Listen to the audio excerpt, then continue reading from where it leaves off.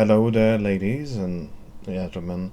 This is QnA with Fred, volume 18. And we are back. I am back with a more traditional QnA episode after those two last ones with Kirano.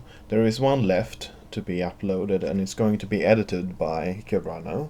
So I suppose you'll have to decide whether or not you like it. And we'll have to see about doing more together in the future. Carano is, I suspect that Carano is slightly less keen on it than I am. I mean, I would be tempted just to do straightforward talking, but Carano is probably more interested in doing something more involving art and cartooning and so on.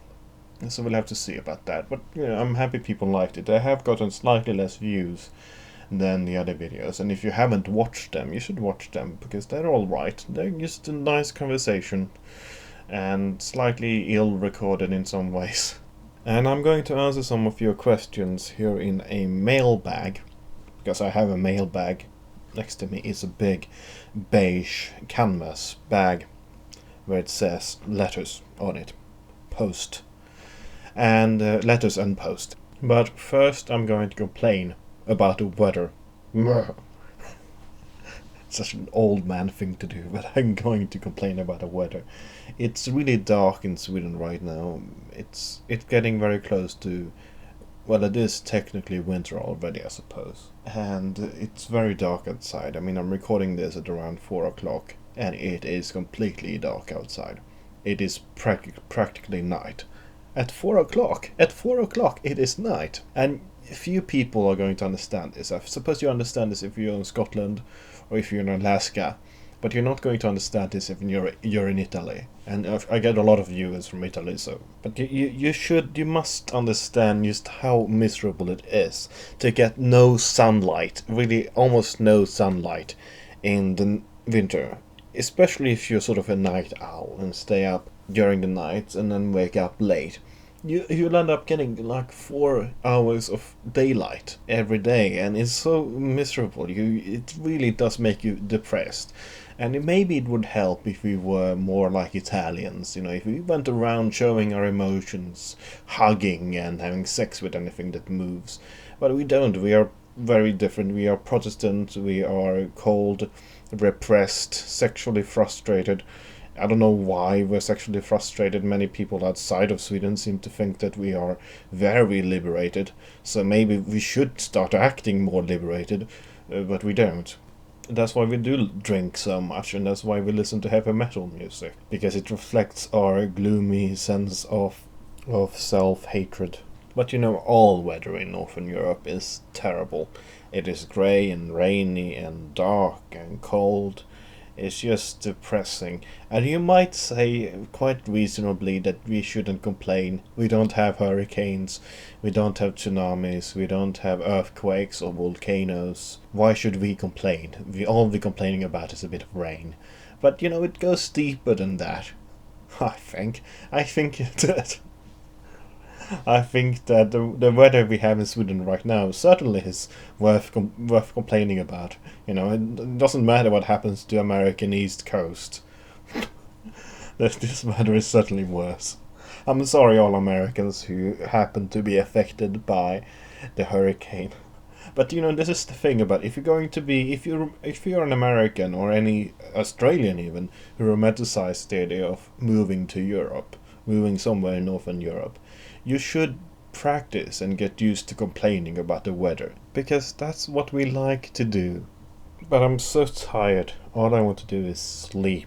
And it's so dark, so it's sort of like you can just naturally drift off into sleeping. It's sort of, I would like to be like a dormouse in this time of the year, just sleeping. Dormouses sleep most of their life. They spend sleeping, which is actually quite depressive when you think about it. But I'm sure the dormouses don't care. I don't think there is an existential dormouse worrying about their existence being wasted sleeping. But that's why Søren Kierkegaard was Danish and not a dormouse, because only humans are capable of such emotions, the feeling of existential dread and the fear of death. Anonymous asks, What is your favorite flower? I'm not sure if I have a favorite flower really. It's not something that I usually think about. I'm not much of an outdoors man. Well, I am sort of outdoors-ish, but not really flower-ish. I don't go around gardens looking at great plants and sniffing their pollen. Partly because I don't like pollen. I am allergic towards pollen. Mostly grass pollen, it seems, so I could sniff more flowers, but I don't. Maybe I should make sure to do that. Maybe that should be a life goal for me, to sniff more flowers than I do now. I mean, some people that do sniff flowers enjoy it very much on a very high level. They treat sniffing flowers as drinking a fine wine or anything like something similar to that. So maybe I should go around sniffing flowers. I mean, there must be societies and organizations all about sniffing flowers, so I could possibly become more classy and more more posh if I started sniffing more flowers. But I probably won't, because I never seen much. I don't have a good sense of smell. I think I don't tend to notice smells as much as some other people. So maybe that's not for me, after all. Anonymous asks, can you describe in great detail what your face looks like? Well, certainly.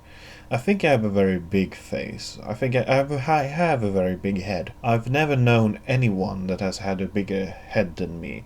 And I'm not sure if this means that I have a thick skull or if I am just a lot brainier than most people. I have a giant brain. And judging by my intelligence, I would say that I probably have a giant brain. There is no reason to doubt that. I have quite a round face as well, and I don't have one of those long faces. It's sort of round. It's like a platter. It's not really flat. I have quite a straight nose, a very straight nose, a bit long. Not necessarily longer than other people, but it's not a short nose. I have blue eyes that are sort of semi-big. I mean, considering the darkness around me right now, I could need sort of big giant eyes so I could see more easily, but we have electric light for that sort of thing. I have quite thick eyebrows that are sort of darkish blonde, and of course I have the hair, which is, I have a lot of hair, a lot of blonde hair. And then I have facial hair that mostly grows on my chin, on my neck, and underneath my nose. But the problem with my facial hair is that my facial hair is the blondest hair on my body, which means that even if I have a reasonably thick beard, but you don't really notice it that easily because it's paler than my skin, and my skin is very pale, so it's like white on white. So you don't really notice it very much. But that's a problem because it means that I can't get this nice, sexy sort of 5 o'clock shadow that Jon Hamm so famously go around wearing on Mad Men. Jon Hamm is a very sexy man, and I would not compare myself to him at all. I think that he is probably the sexiest man alive today. Anyway, I also I have 2 scars in my face. I have one scar that is on one of my cheeks, I don't know which one, and then I also have a scar on my forehead, which I've told a story about in one of the previous Q&A, so you can listen through the old ones if you want to hear that. But it's not a Harry Potter scar. It's not a sort of lightning bolt, which is a bit of a shame because I would have liked that, because then maybe I would have been Harry Potter. And it would be nice to be Harry Potter, I think. It would be nice to go to Hogwarts. I am of that generation of kids sort of born from mid-80s up to mid-90s, of kids that grew up very specifically with Harry Potter. Reading in the books and watching the films. I've only read the first 2 books. And I think it's one of the great disappointments of my generations, where the moment we turned 11 and we realized that we weren't muggle-born wizards. We actually weren't going to go to Hogwarts. Because in the books, Harry is 11 years old when he first gets to Hogwarts.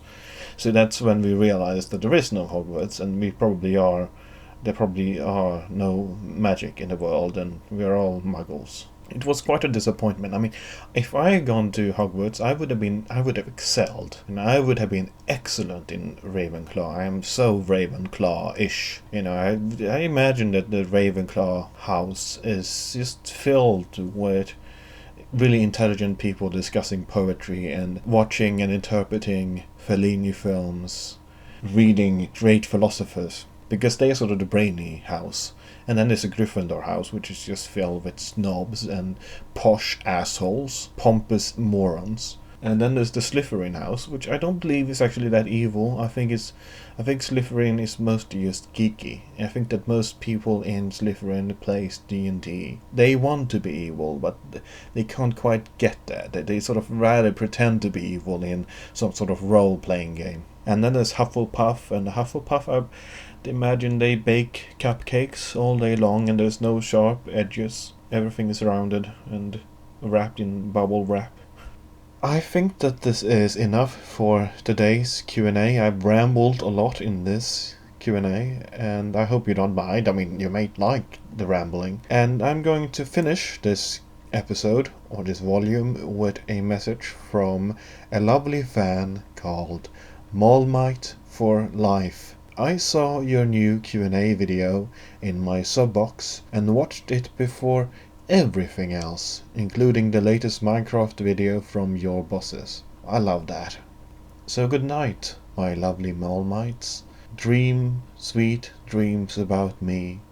Or possibly Jon Hamm. I mean, I wouldn't judge you if you dreamt about Jon Hamm. I mean, he is, as I said, I mean, he is a very sexy man.